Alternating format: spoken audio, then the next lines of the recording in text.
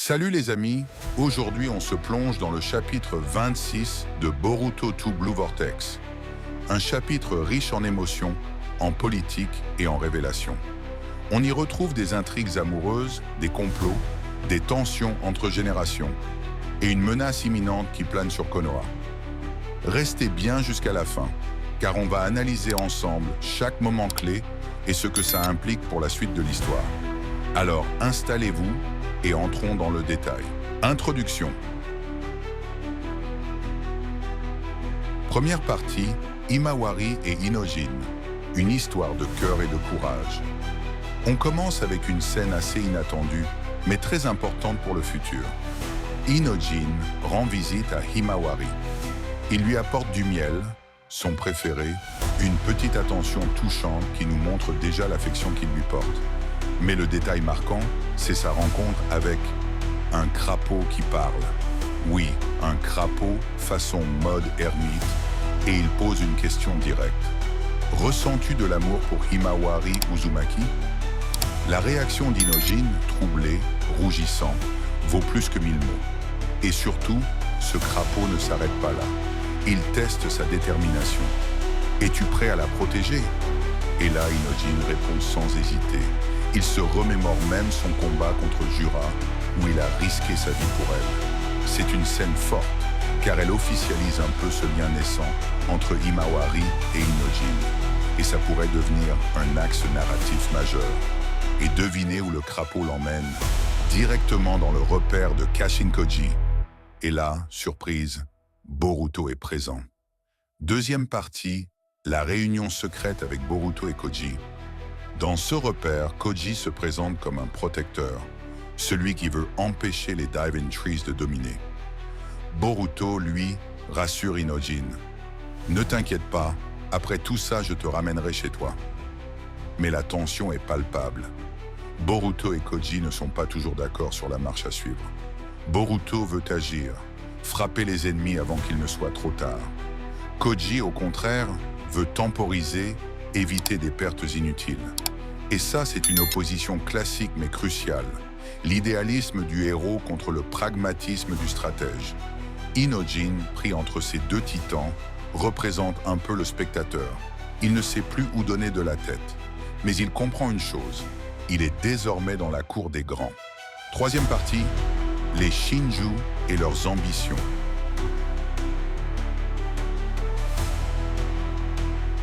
Changement de décor. On passe aux Shinju, ces entités inquiétantes. On retrouve Jura, encore une fois bouleversé par un roman. Oui, un simple roman qui a éveillé en lui des émotions humaines. Colère, tristesse, amour. C'est très intéressant, car cela montre que les Shinju commencent à ressentir, à se rapprocher dangereusement de l'humanité. Pendant ce temps, Mamouchi est surpris en train de lire un magazine coquin, ce qui amène un moment plus léger, presque comique. Mais rapidement, le ton change. Mamouchi dévoile son vrai plan. Il ne veut pas seulement dévorer Eida.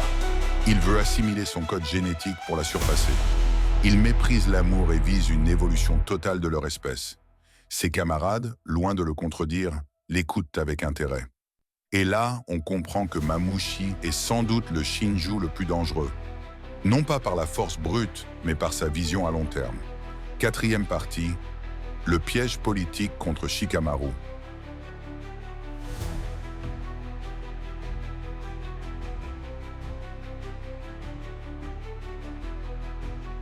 Pendant ce temps, retour à Konoha.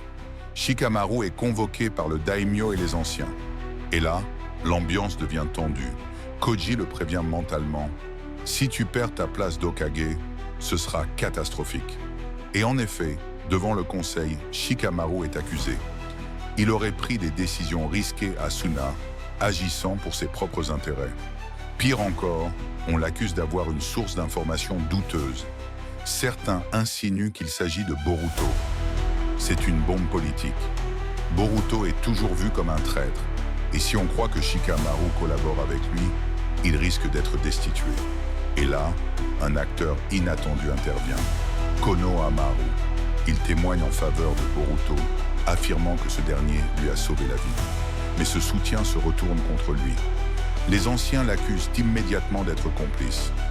Résultat, il sera interrogé par Sai, spécialiste des interrogatoires. Autant dire que Konohamaru est en grand danger. Cinquième partie, la révélation de Koji et la menace Mamushi. De retour au repère, Koji annonce la nouvelle. Konohamaru a été arrêté. La situation s'aggrave. Mais surtout, Koji lâche une information capitale. Dans la semaine à venir, Mamushi se rendra à Konoha et sa cible sera Eida.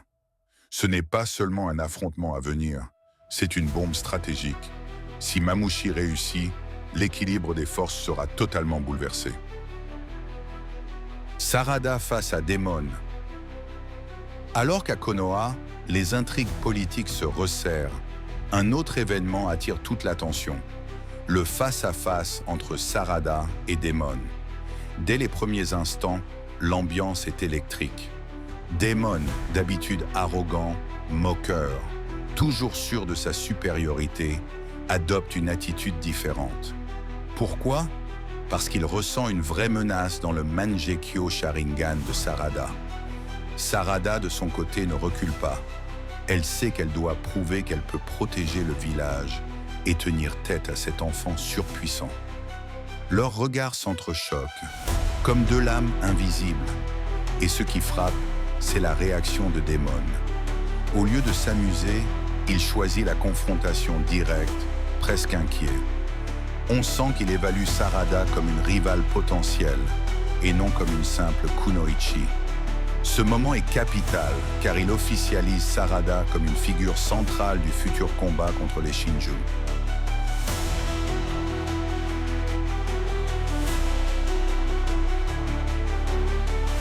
Et vous, qu'en pensez-vous? Shikamaru va-t-il perdre son poste d'Hokage? Konohamaru survivra-t-il à son interrogatoire? Et surtout, Mamushi réussira-t-il à atteindre Eida? Dites-moi tout en commentaire et abonnez-vous pour ne pas rater la suite de nos analyses sur Boruto 2 Blue Vortex.